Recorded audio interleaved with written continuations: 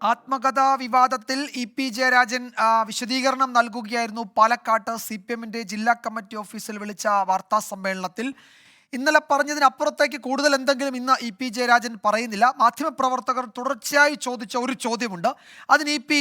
ഒരു കൃത്യമായ മറുപടി പറഞ്ഞിട്ടുണ്ടോ എന്ന് വ്യക്തമല്ല. DGPക്ക് കൊടുത്ത പരാതിയിൽ എന്തുകൊണ്ട് DC ബുക്സിനെ കേന്ദ്രീകരിച്ച പരാതി കൊടുത്തില്ല? ഈ വിവരം പുറത്തു വന്നു എന്നതിനപ്പുറത്തേക്ക് അതിൽ DC ബുക്സിന് പങ്കുണ്ട് എന്ന് താങ്കൾക്ക് സംശയമുണ്ടെങ്കിൽ അത് എന്തുകൊണ്ട് അക്കാര്യം ആ പരാതിയിൽ വ്യക്തമായി പറഞ്ഞില്ല എന്ന ചോദ്യത്തോട് ഇ.പി. കൃത്യമായി പ്രതികരിച്ചില്ല. അതിന് ഇ.പി. പറയുന്ന മറുപടി അങ്ങനെയാണെങ്കിൽ അത് DC ബുക്സിൽ മാത്രം കേന്ദ്രീകരിക്കുന്ന ഒരു പരാതിയായി പോകില്ലേ എന്നതാണ്. പിന്നീട് എവിടെ നിന്നാണ് ചോർന്നത് അല്ലെങ്കിൽ ഈ വ്യാജ വാർത്ത വന്നത് എന്നത് അന്വേഷിക്കേണ്ടത് എവിടെ എന്നതിന് ഇ.പിക്ക് ഒരു മറുപടിയും പറയാനുണ്ടായിരുന്നില്ല. അപ്പോൾ DC ബുക്സ് ആണോ അതിൽ പ്രതിസ്ഥാനത്ത് എന്നതിനും അങ്ങനെയാണെങ്കിൽ എന്തുകൊണ്ട് DC ബുക്സിനെതിരെ പരാതി DGPക്ക് നൽകിയ പരാതി DC ബുക്സിനെതിരെ ആകേണ്ടിയിരുന്നില്ല എന്ന ചോദ്യത്തോട് അദ്ദേഹം പ്രതികരിക്കുന്നില്ല. അതിന് മറ്റു ചില മറുപടികളാണ് ഇ.പി. ജയരാജൻ പറയുന്നത്. സരിനെ പുകഴ്ത്തുന്നു, സരിൻ്റെ ജീവിതത്തെ പറ്റി ഒരു വേറെ നേരം സരിനെ പറ്റി പറയുന്നു. സരിൻ എന്തുകൊണ്ട് ജയിക്കണം എന്നതിനെപ്പറ്റി വ്യക്തിപരമായി സരിൻ്റെ മികവിനെ പറ്റിയൊക്കെ ഇ.പി. ജയരാജൻ ആദ്യം തന്നെ വാചാലനാകുന്നുണ്ട്. അതിനുശേഷമാണ് വിവാദങ്ങളിലേക്ക് വന്നത്. വിവാദങ്ങളിലേക്ക് വരുമ്പോൾ ഇന്നലെ പറഞ്ഞ കാര്യങ്ങൾ കുറെ കൂടി വിശാലമായി സംസാരിക്കുക മാത്രമാണ് ചെയ്തതിനപ്പുറത്തേക്ക് ഇതിലെന്ത് സംഭവിച്ചു എന്നതിൽ ഒരു അന്വേഷണം വേണം. അതിന് DGPക്ക് പരാതി കൊടുത്തിട്ടുണ്ട്. DC ബുക്സിന് വക്കീൽ നോട്ടീസ് അയച്ചിട്ടുണ്ട്. DC ബുക്സിൽ നിന്ന് ആരും ഇതുവരെ ഔദ്യോഗികമായി പ്രതികരിച്ചിട്ടില്ല, അക്കാര്യത്തിൽ സംസാരിച്ചിട്ടില്ല, തന്നോട് അതിലേതെങ്കിലും ഒരു വിശദീകരണം നൽകിയിട്ടില്ല എന്നൊക്കെയാണ് ഇ.പി. ജയരാജൻ പാലക്കാട്ട് മാധ്യമങ്ങളെ കണ്ടപ്പോൾ പറഞ്ഞത്. അല്പസമയത്തിനകം ശ്രീജിത്ത് ശ്രീകുമാരൻ വിശദാംശങ്ങൾ നൽകും ജില്ലാ കമ്മിറ്റി ഓഫീസിൽ നിന്ന്. ശ്രീജിത്ത്, ഇതിൽ ഇ.പി. ജയരാജൻ വിശദീകരിക്കാൻ ശ്രമിക്കുന്നത് ഇത് മുഴുവൻ കെട്ടിച്ചമച്ച വിവരങ്ങളാണ്.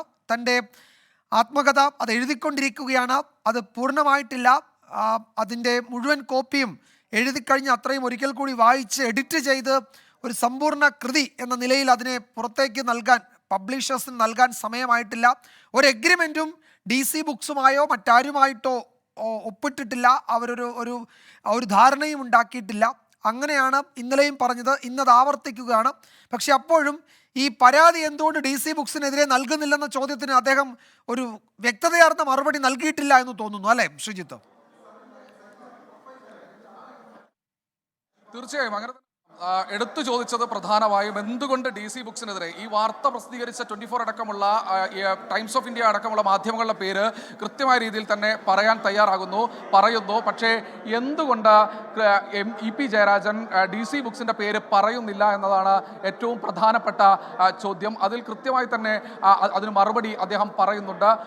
ഒരു ഒഴുക്കം മട്ടിൽ പറയുന്ന മറുപടി ഇതുമാത്രമാണ്. താൻ DCക്കെതിരെ പറഞ്ഞിട്ടുണ്ട്, പരാതിയിൽ വക്കീൽ നോട്ടീസ് അയച്ചിട്ടുണ്ട്, അതുകൂടാതെ പരാതിയിലും പറഞ്ഞിട്ടുണ്ട്, പേര് പറഞ്ഞിട്ടുണ്ട്, DC ബുക്സിന്റെ പേരിലാണ് ഇത്തരത്തിലുള്ള വാർത്തകൾ വരുന്നതെന്ന് പറഞ്ഞിട്ടുണ്ട് എന്നാണ് ഒഴുക്കൻ മട്ടിൽ പറയുന്നത്. പക്ഷേ എന്തുകൊണ്ട് DC ബുക്സ് ഇത്തരത്തിൽ തൻ്റെ പേരിൽ കട്ടൻ ചായയും പരിപ്പോടയും, അതിൽ ഏറ്റവും എടുത്തു പറയുന്നത് S. വിജയകുമാർ അങ്ങനെ ഒരു പേര് താൻ നൽകിയിട്ടേ ഇല്ല എന്നാണ് കൃത്യമായ രീതിയിൽ ഇ.പി. ജയരാജൻ പറഞ്ഞു വെക്കുന്നത്. അങ്ങനെ ഒരു പേര് കൊടുത്തിട്ടുണ്ടോ, തന്നെ പരിഹസിക്കുന്ന പേര് താൻ കൊടുക്കുമോ എന്നാണ് CPM-ന്റെ കേന്ദ്ര കമ്മിറ്റി അംഗം ഇ.പി. ജയരാജൻ ചോദിക്കുന്നത്. അപ്പോൾ ആ ഒരു പേര് പോലും താൻ കൊടുത്തിട്ടില്ല എന്ന് പറയുന്നത് നമ്മൾ വീണ്ടും എടുത്തു ചോദിച്ചു.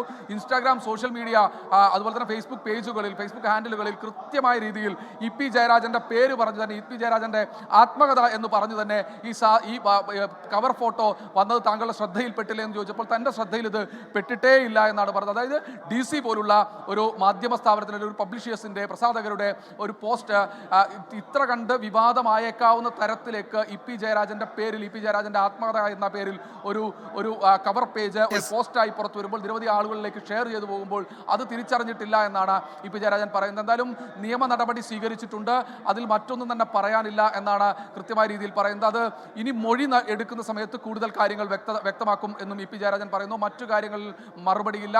ഇത് കൂടാതെ ആത്മകഥയിൽ സരിനെ കുറിച്ചോ അല്ലെങ്കിൽ ഈ ഉപതെരഞ്ഞെടുപ്പിനെ കുറിച്ചോ അല്ലെങ്കിൽ മറ്റ് ചേലക്കരയിലെ DMKയുടെ സാന്നിധ്യത്തെക്കുറിച്ചോ ഒക്കെ ഉണ്ടാകുമോ എന്ന് ചോദിച്ചപ്പോൾ അതിനും വ്യക്തമായ മറുപടിയില്ല. അത് എഴുതി കഴിഞ്ഞ് നമുക്ക് കാണാമെന്നാണ് കൃത്യമായ രീതിയിൽ പറഞ്ഞു വെക്കുന്നത്.